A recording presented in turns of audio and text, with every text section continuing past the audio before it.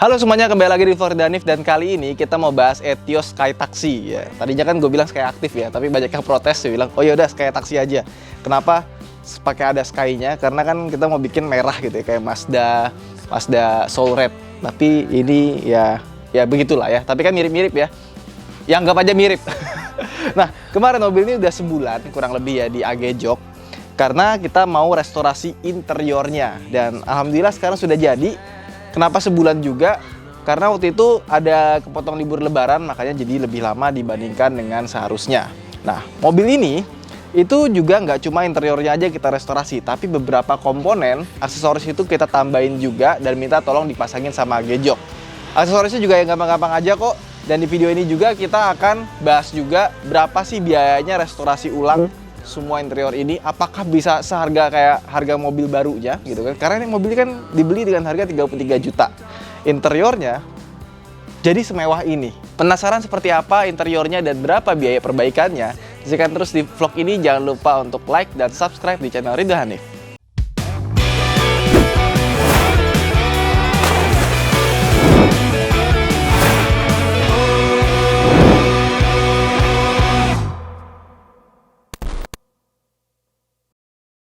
Nah, tampilan depan dari mobil ini sedikit berbeda karena grillnya gue pasangin chrome biar kelihatan kayak Etios yang versi tertinggi. Ini chrome-nya ini harganya 375.000. Tapi berbeda dengan chrome aslinya Etios Falco karena di sini tuh ada belahannya. Jadi dia tuh two piece di bagian atasnya, bukan one piece. Kalau dari jauh sih nggak kelihatan, tapi pas kita deketin kelihatan dan ini agak kurang rapi. Nah, ini harganya sekitar 375.000, belum termasuk ongkos kirim belinya online. Terus lampunya ini juga sudah bening lagi depan belakang. Ini sudah di nano burn coating oleh cabangnya Young Motor yang ada di Semarang. Jadi Young Motor itu cabangnya ada di mana-mana, salah satunya ada di Semarang. Tinggal tanya aja ke Instagramnya. Nah, ini bumper nanti kita akan betulin karena kemarin kan sok sebelah kirinya tuh jeblos, jatuh ke bawah. Otomatis ketika jalan itu suka kena mentok, makanya dia sampai naik dan kebuka semua nih, apa namanya, dempul-dempulan di tempat bautnya. Nah, shock breakernya sendiri juga kita udah ganti pakai Kayaba Premium, harganya 950.000.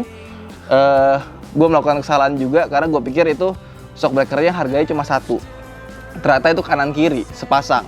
Jadi gue beli dua, terus bilang ke sellernya, kanan kiri ya bang. Ternyata yang datang sepasang. Ya udah satunya lagi akhirnya buat Mas Wahid, siapa tahu ada Etiosnya dia yang butuh ganti shock breaker. Dan setelah diganti shock breaker jadi lebih jos. Nah, terus spionnya ini kita ganti spionnya Yaris atau Vios ya, yang sudah auto retract. Di sini juga ada lampu sennya, tapi nggak tahu nyala apa nggak ada lampu sennya ya. Coba kita cek dulu. Oh, nyala ternyata lampu sennya. Sip.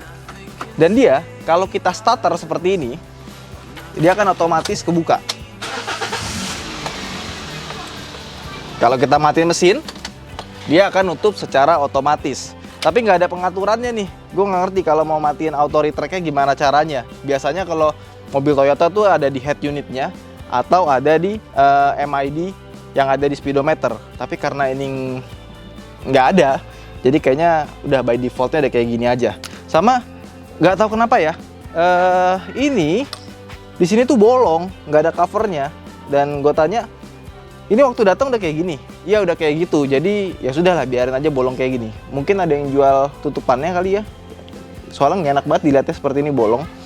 Terus ditanya berapa harga satu set spion kanan kiri beserta modulnya.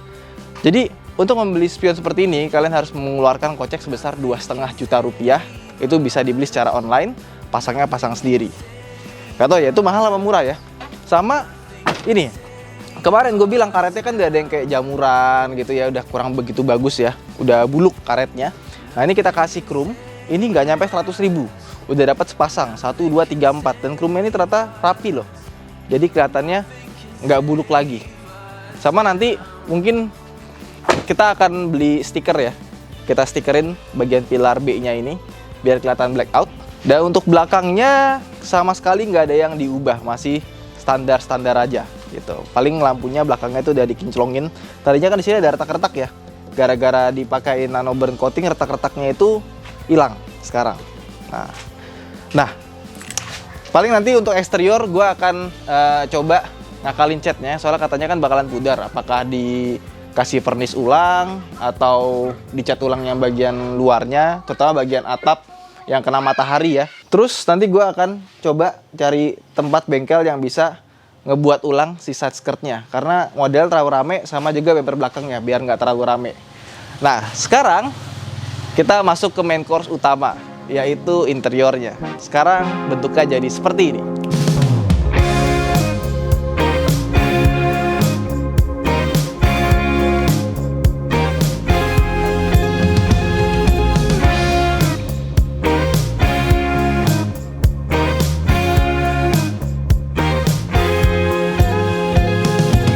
Jadi kurang lebih seperti itu bentuk interiornya. Jadi keren banget ya. Kalau gue sih jujur aja puas, karena tujuan pertama itu harus menghilangkan kesan ekstaksinya. Jadi gue pengen tuh ketika masuk ke dalam interior, orang itu nggak akan ngira bahwa wah ini mobil bekas taksi. Nggak. Karena kalau misalkan kita tetap mempertahankan warna hitam atau abu-abu yang gelap, itu kan pasti kesannya masih ada ekstaksinya ya. Kalau warna beige itu kan jarang banget ada taksi warnanya beige, karena warna beige itu kan butuh perawatan ekstra ya, karena kalau kena kotor dikit mesti dibersihin. Nah biasanya kalau taksi itu pasti warnanya hitam gitu. Nah berapa sih biaya pengerjaan seluruhnya ini dari AG Jok ya? Jadi yang dikerjakan AG Jok ini billingnya itu 15 juta rupiah, dengan catatan itu paket. Jadi kalau misalkan kita belinya itu nggak paket gitu, misalkan kita keluarin item satu persatu, itu jatuhnya lebih mahal. Dan sebenarnya juga harusnya tidak semahal ini. Ini agak overspec ya. Kayak misalkan contoh door trim. Door trimnya ini menurut gue overspec. Tadinya gue minta door trimnya itu dicat aja warna beige, yang dibungkus kulit cuma bagian dalamnya aja. Tapi sama AG Jok itu malah dikasih kulit semua di bagian sini, dan bagian dashboardnya ini juga diganti sama kulit lagi. Jadi yang dicat tuh bagian bawah sini, yang di atasnya ini diganti sama kulit. Dan untuk kulitnya sendiri itu dia menggunakan kulit microfiber punyanya Vision, dan tipenya itu tipe Levante. Jadi ini rasanya lembut banget dan enak. Terus di bawah sini ini juga pakai karpet dasar. Karpet dasarnya itu Rp500.000. Dan ada yang sedikit overspec di sini ya, kayak misalkan di bagian pilar A, B, C itu pakai Vision Levante juga, sama di bagian dashboard atasnya ini dia juga pakai Vision Levante. Harusnya biar memperkecil biaya ini itu tidak perlu dibungkus sama kulit microfiber, cukup dicat aja udah bagus kok sebenarnya. Jadi kalau misalkan ditanya berapa sih total biaya ngebangun interior yang dikerjakan oleh AG Jok ya, itu habis 15 juta rupiah di luar dari setir Sientanya sama kursi expandernya sama si armrestnya. Armrestnya ini harga 1,5 juta rupiah, sudah termasuk kulit Vision Levante-nya sama pemasangan. Terus armrestnya ini itu kesannya pasangnya salah gitu karena ketinggian, tapi justru yang benar seperti ini, karena mobil ini pas dipasang armrestnya itu diukurnya bukan dari tangan kita. Enaknya gimana? Kalau ikut tangan kita kan ngikutin door trim sebelah kanan ya, ini ngikutin ketinggian setir gitu. Ini yang posisi paling rendah ya, kebetulan udah teleskopik. Nah kalau kita senderin seperti ini itu enak banget ternyata. Jadi kelihatannya kayak salah masang, padahal ini yang benar gitu. Pas kita coba buat nyetir di tol gitu ya, kan ke di tol udah gigi 5 aja, udah rasanya kayak cruise control, udah pegang ini terus set. Gue sepanjang dari Semarang ke Klaten nyetir mobil ini nggak pakai cruise control, gigi 5 terus, itu rasanya udah kayak mobil Matic, sama sekali nggak ganti-ganti gigi. Dan mobil ini ininya jos loh, apa namanya, tenaganya jos banget. Nah terus gue tanya ke AG Jok, nah kalau misalkan ada viewers yang mau restorasi seperti ini tapi versi pahe, itu apa aja yang dikurangin?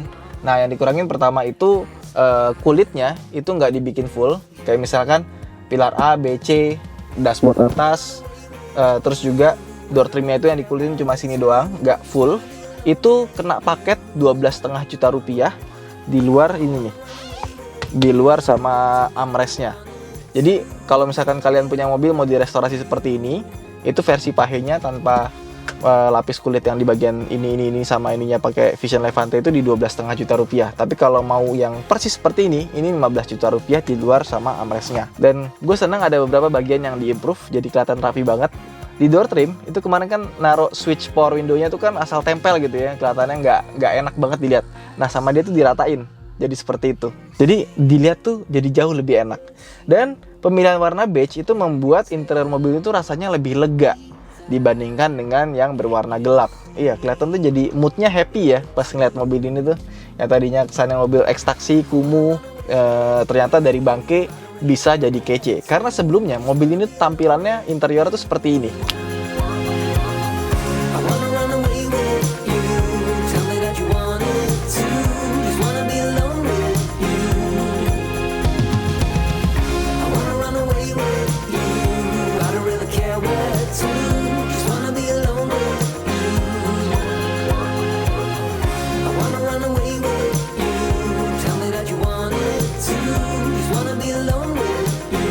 Oke, itu aja mungkin vlog kita kali ini.